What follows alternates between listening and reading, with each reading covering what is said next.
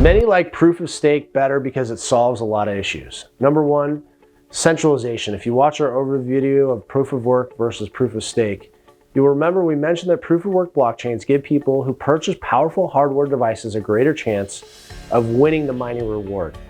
What this has resulted in is centralized organizations buying thousands of devices known as ASICs, which generate the highest mining power. This type of operation is known as a mining pool, and it allows people to pool their resources together to give them the greatest chance of solving the cryptographic sum first. Consequently, just 4 mining pools control more than 50% of the total Bitcoin mining power. Majority are located in China, where electricity is cheap. This is an unfair system, as it seems that take the average person of having no chance of ever winning a mining reward. This is where proof of stake is different. This model prevents a group of people joining forces to dominate the network just to make a profit.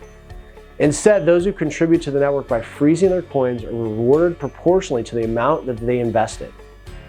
Number 2, electricity consumption. Proof of work blockchains like Bitcoin use large amounts of electricity. This is because the cryptographic sum that miners must solve is incredibly difficult. Recent study found that the total amount of electricity required to keep the Bitcoin network functional is more than the amount used by the 159 individual countries. Not only is it bad for the environment, but it also slows down the rate at which cryptocurrencies can increase their real-world adoption. This is because electricity bills must be paid using fiat money, or fiat currency. On the other hand, proof of stake does not need highly complex sums to be solved, meaning that the electricity costs to verify transactions are substantially lower.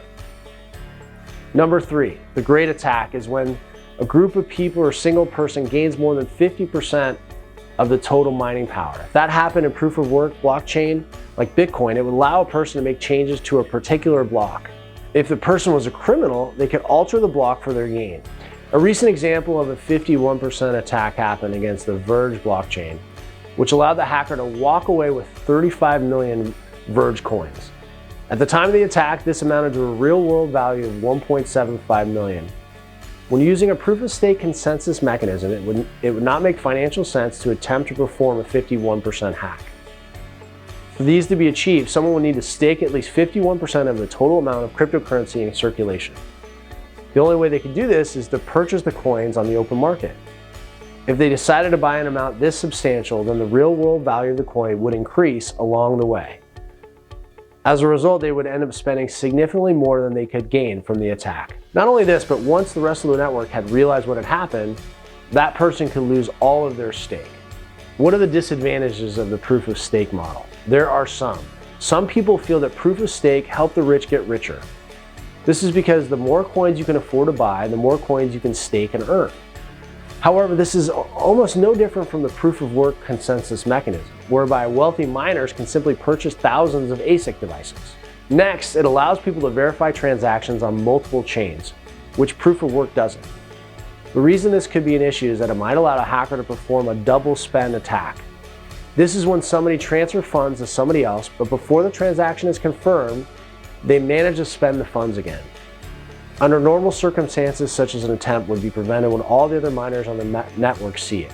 Furthermore, because proof of work only allows devices to mine on one chain, the dishonest chain would simply be rejected. On the other hand, in a proof of stake model, it doesn't cost forgers any money to mine on multiple chains, possibly allowing somebody to successfully perform a double spend, which is otherwise known as the nothing at stake problem.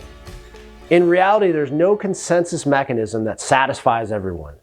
The best one depends on you.